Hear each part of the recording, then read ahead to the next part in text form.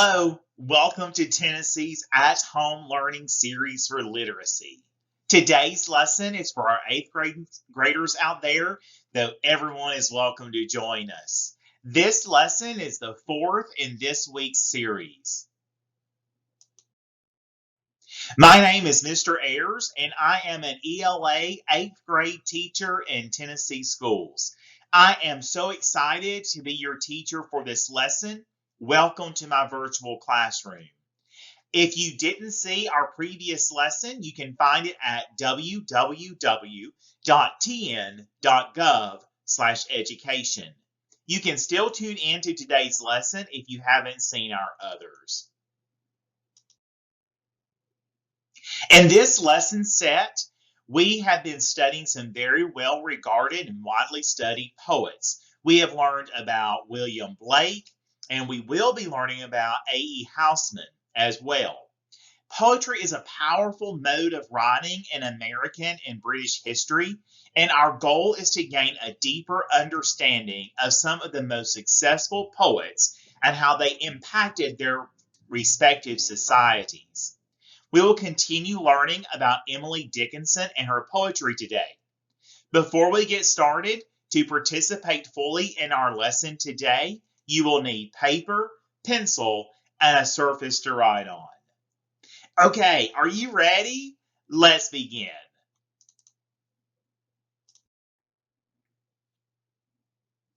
Today, our goal is to read one of Emily Dickinson's poems, Hope is the Thing with Feathers, and to use the TP-CAST strategy that we've used in our last few lessons to better understand the poem. We will also read an argumentative essay on the meaning of the poem, and I will guide you through an analysis of this essay to see how the author crafted their argument. We will begin with me reading the poem as a whole, and then we'll go back and reread the poem and pause along the way for a deeper understanding. At the end of the lesson, I will assign you independent work you can complete after the video ends.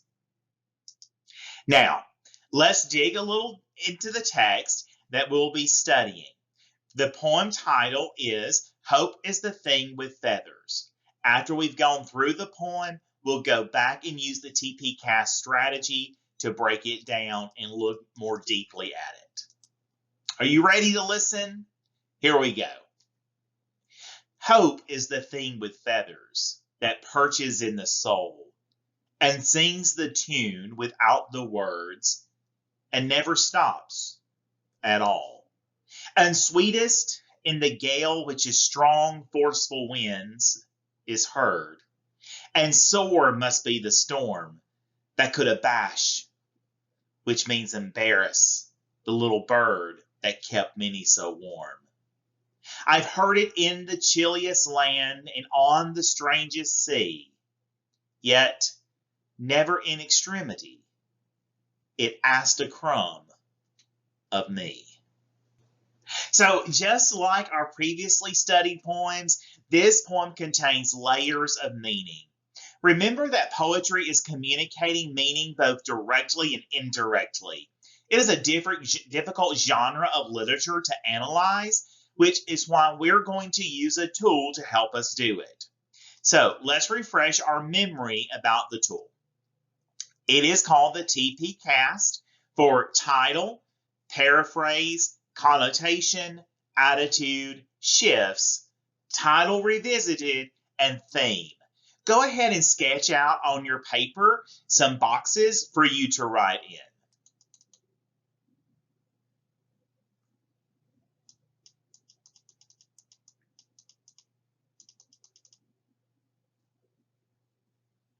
Great. So now let's talk about each section on the TP-CAST. Each of these sections should be completed in sequential order. Label your first section title. You may want to make a note that in this section, your goal is to consider the title of the poem and to make a prediction about what the poem is about. Poets are very intentional or purposeful about how they label their poems. There are always very important clues to the poem's meaning in the title, which is why it is a great place to start. For what reasons might the author have chosen the title, Hope is the Thing with Feathers? Take a moment to jot down your thoughts about the title of the poem.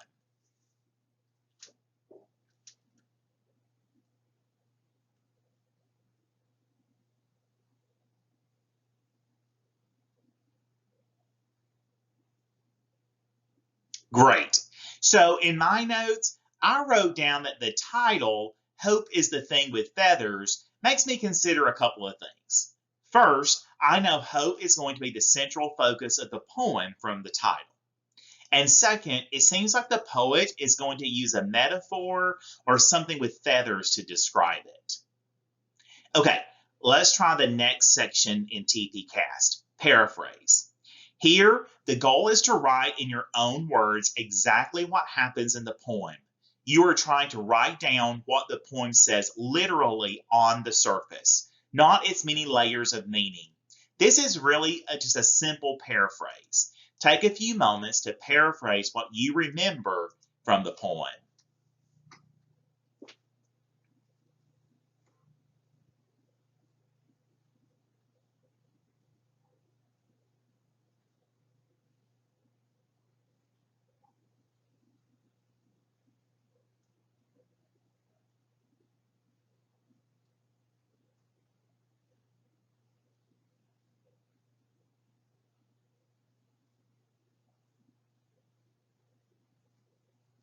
Thanks.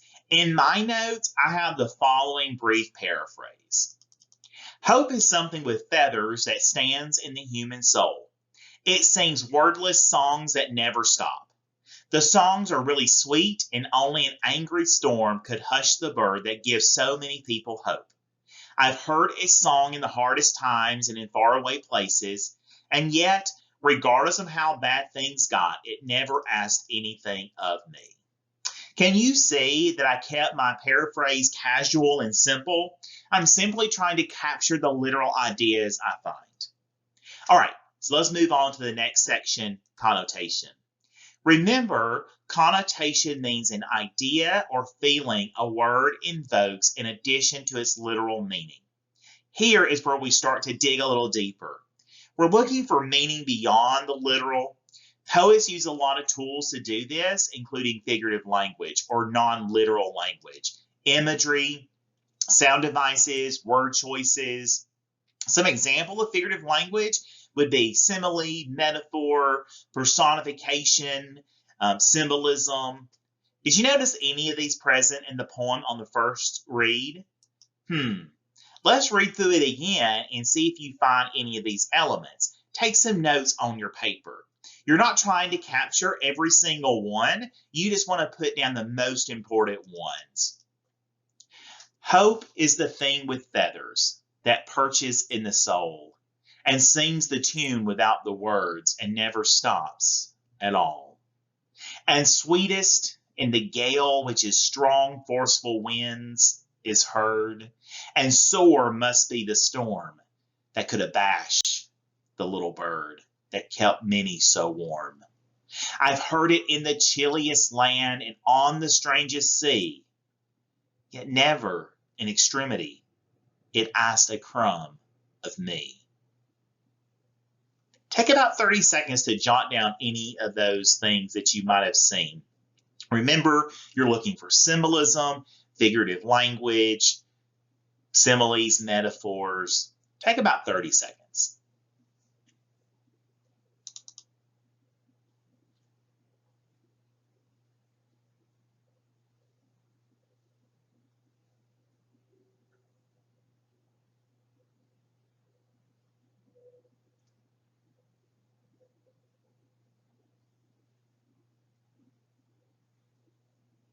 Great. So here are some things that I noticed. First, I noticed the obvious metaphor for hope is the bird, but most of the poem focuses on the bird's song, how it affects the speaker and others. Hope, when sung, carries, it spreads. Also, you may have heard a lot of pauses when I read. These are hyphens when you see the poem written.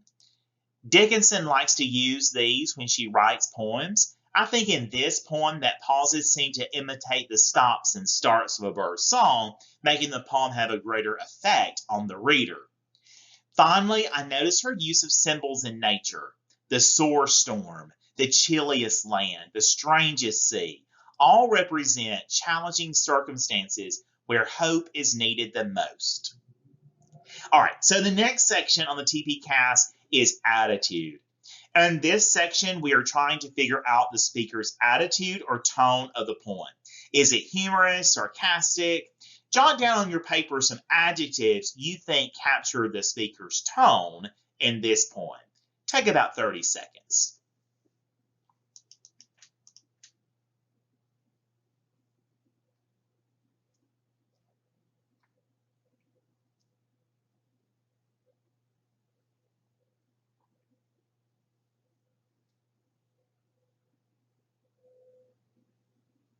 I wrote down in my notes admiring, passionate, vibrant.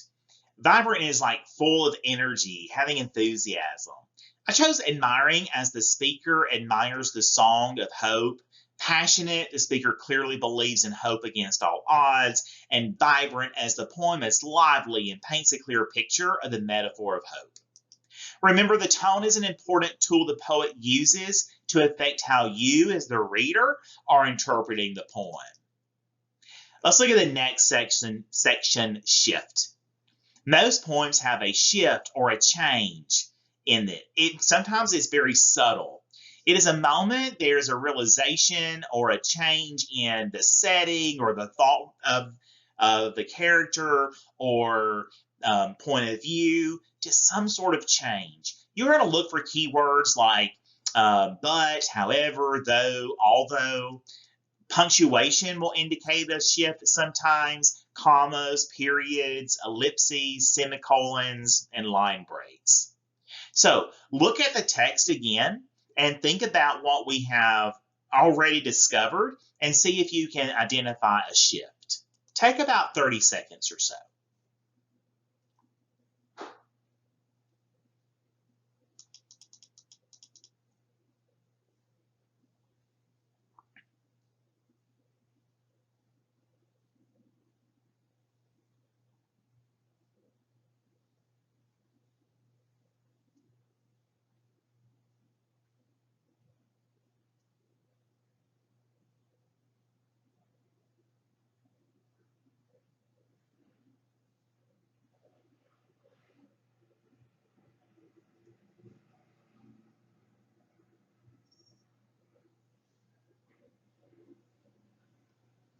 Perfect. So in my notes, I marked that I think the shift happens right before the end of the poem, when the speaker says, "Yet, never in extremity, it asked a crumb of me." Most of the poem tracks the song of the bird and the tough situations in which it is found. But the speaker shifts at the end and closes with a powerful statement that there is no cost to hope. It is simply up to us to embrace it. Let's consider the next section, title. So here we're looking at the title again to see if it's taking on a new meaning after our deeper analysis. Take a moment to write down on your paper any changes from your initial thoughts regarding the title.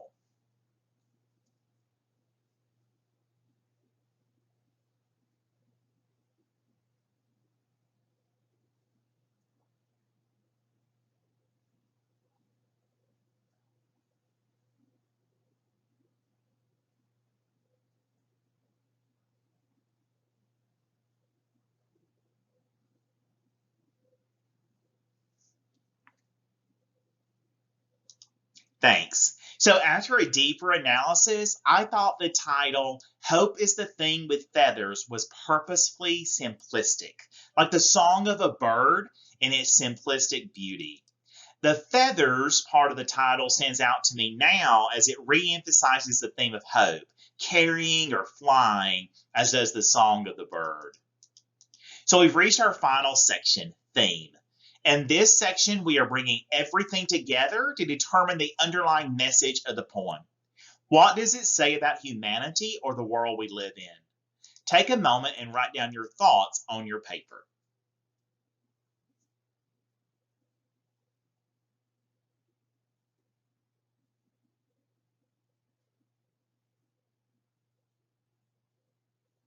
All right. So in my notes, I wrote, I believe this poem boldly asks us to consider the beauty of hope. When we stop and hear the beauty of a bird's song and its ability to carry and penetrate the souls of humans and uplift us, we can hear the possibility of what hope can give us as well. And nothing is stopping us from embracing that hope. All right. So I hope you found the TP Cast tool useful in understanding the poem. Keep in mind that it's all it's intended for, a helpful tool to assist you in uncovering a poem's meaning. So now that we've had an opportunity to analyze the poem ourselves, we're now going to look at a professional review of the poem called Meaning of Hope is the Thing with Feathers. This is an argumentative essay that is designed to convince the reader of his or her interpretation of the poem. This is by no means the correct or accurate interpretation, as there can be several valid interpretations of poems, as we have mentioned before. So let's pause and think a moment before we read the poem. This is not the first time you have read and analyzed argumentative text. In fact, we looked at one earlier this week. So let's take a moment to review those. What are some of the most important elements of an argumentative essay? What does an author need to include in the argumentative essay for it to be successful in persuading the reader? Take a moment and jot down some notes on your paper and try to think back to what we've already talked about or what you have learned in your classes. Just take about 30 seconds to think about that.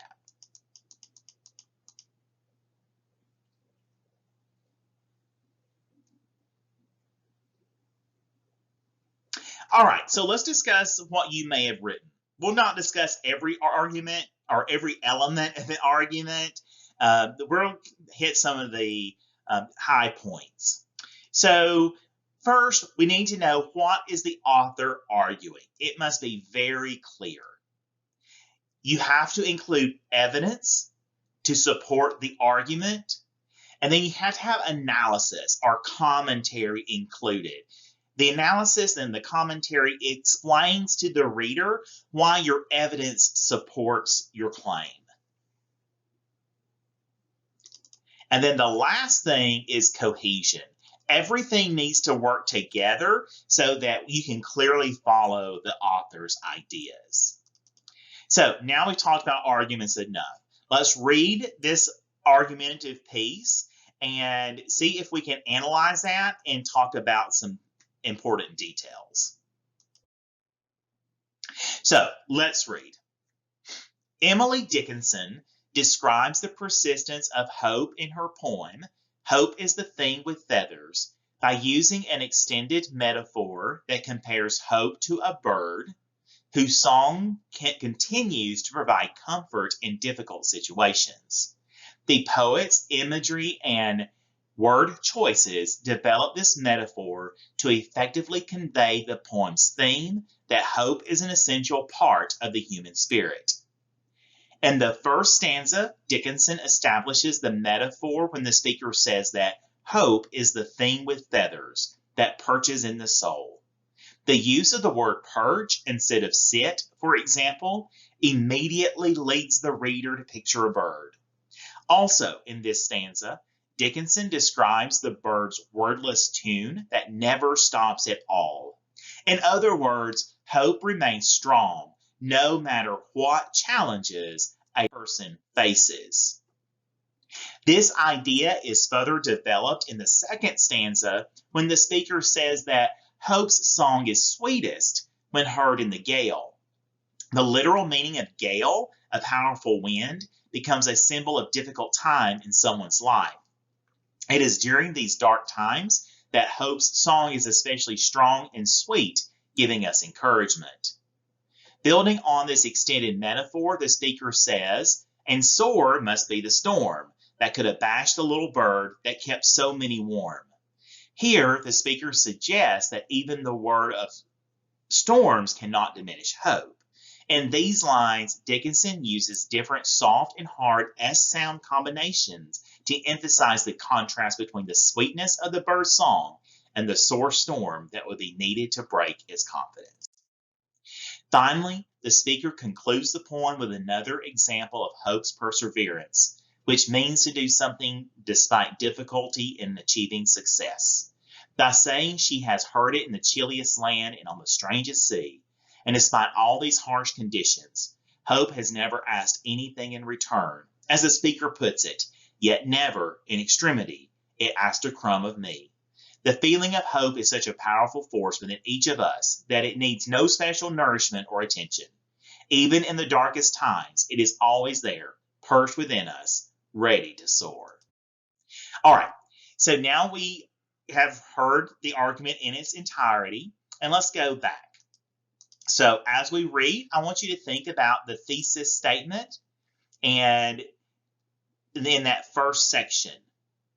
So look at those two sentences. Emily Dickinson describes the persistence of hope in her poem, Hope is the Thing with Feathers, by using an extended metaphor that compares hope to a bird whose song continues to provide comfort in difficult situations. The poet's imagery and word choice develop this metaphor to effectively convey the poem's theme, that hope is an essential part of the human spirit. So which one do you think is your thesis? The last time we studied an argumentative essay, both sentences in the first paragraph could have been a valid thesis statement. In today's argumentative essay, the first sentence is the better choice. It captures fully in one sentence what the author does in the poem. The author can place a thesis statement anywhere in the argument as long as it's clear and effective in communicating the argument. So let's move on to the second paragraph. Let's look at some transitional words or phrases that our author uses. So we have in the first stanza, also in this stanza, and in other words. As I read, we look at the importance and we understand that these phrases are giving us one thing and then moving us on to guide the reader in the steps of the argument. They help indicate the lines in the poem that the author is discussing. In this case, the author knows he is discussing words and phrases from the poem only in the first stanza. The transitional phrases help the reader locate the words and connect the ideas to them. Also, he uses the transitional phrase in other words to indicate he is summarizing and restating something in a clearer fashion. Notice the author has begun to present evidence to support his claim. These transitional phrases guide us into understanding in his evidence. In that last sentence, in other words, hope remains strong no matter what challenges persons face. He is further developing that idea. They're giving us the implied claim in the sense that he is stating his interpretation of what the text is saying. He continues in the third paragraph to develop that. Okay, so for time, let's move on into the fourth paragraph. In the fourth paragraph, I want you to look and see if you can identify claims, evidence, or analysis. Take about 30 seconds just to look at that paragraph.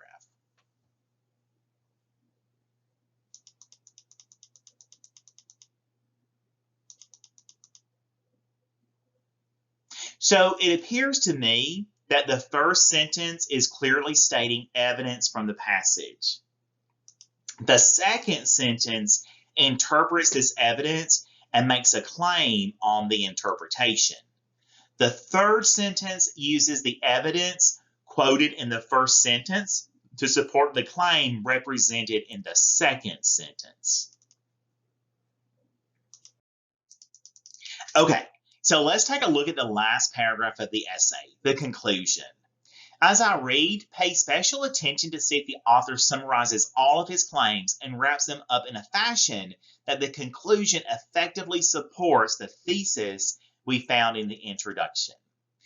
So, finally, the speaker concludes the poem with another example of hope's perseverance, which means to do something despite difficulty in achieving success. By saying she has heard it in the chilliest land and on the strangest sea, And despite all of these harsh conditions, hope has never asked anything in return. As the speaker puts it, yet never in extremity, it asked a crumb of me. The feeling of hope is such a powerful force within each of us that it needs no special nourishment or attention. Even in the darkest times, it is always there, perched within us, ready to soar. What do you think? Does the conclusion provide a good ending to the argument? Does it support the thesis? Although the last paragraph continues to provide new analysis of the poem, the last two sentences represent the conclusion and do a good job in bringing the argument to a final statement of the poem's meaning that echoes what was presented in the thesis. Could it be improved? Absolutely. But did it do enough to close the argument and restate the thesis? I think so. Overall, this was an effective argument that presented a clear interpretation of Dickinson's poem. I hope you enjoyed learning the elements of an effective argument.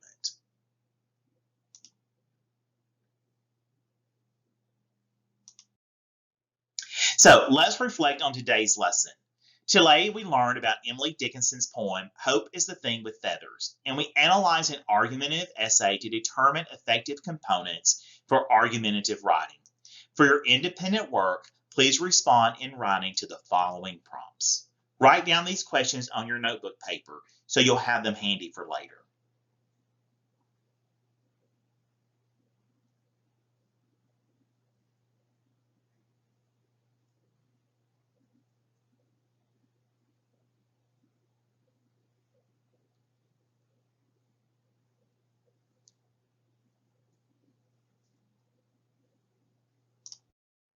Perfect. I have really enjoyed working with you on this poem and studying more about Dickinson. This is one of my favorite poems. Thank you for inviting me into your home. I look forward to seeing you in our next lesson in Tennessee's At Home Learning series. Thanks so much. Bye.